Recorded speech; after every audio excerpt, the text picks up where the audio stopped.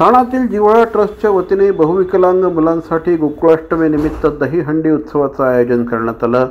दहीहंडी सणात प्रत्येकाला सहभागी होता यावं या दृष्टिकोनातून या विशेष मुलांची दहीहंडी आयोजित करण्यात आली। निरागस हास्य, मनात काहीतरी करून दाखवायची जिद्द, खांद्याला खांदा लावून सवंगडांना एकमेकांच्या वर चढवणारे सराईत गोविंदा, मग त्या मुली असो अथवा मुलं, सर्व एक समान या मुलांचा उत्साह अगदी शिगेला पोचला होता।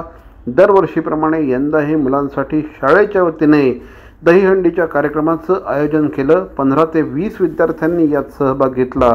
त्यांना सपोर्ट मिळावा यासाठी पालक, शिक्षक हे देखील या कार्यक्रमामध्ये सहभागी झाले। या मुलांच्या चेहऱ्यावर दहीहंडीचा उत्साह अक्षरशः ओसंडून वाहत होता असं म्हटल्यास वावगं ठरणार नाही।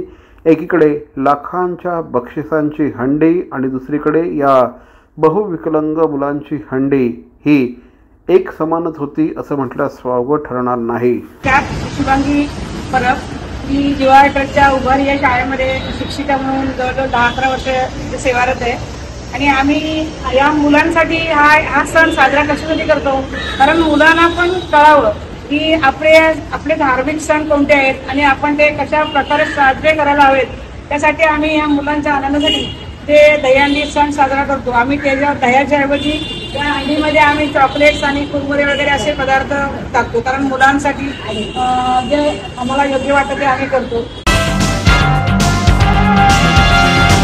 गणपतीचा सण बघता बघता 15 दिवसांवर आला, अजूनही गणपतीची मूर्ती बुक नाही केली? काळजी नको, आजच श्री गजानन कला केंद्राला भेट द्या।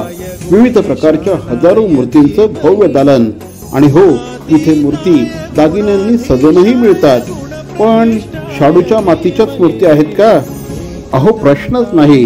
पर्यावरणपूरक शाडूच्या मातीच्या सुबक मूर्ती मिळण्याचं हक्काचं ठिकाण गजानन कला केंद्र, सत्यम कलेक्शन समोर, कामथे मैदान, घंटाळी, ठाणे।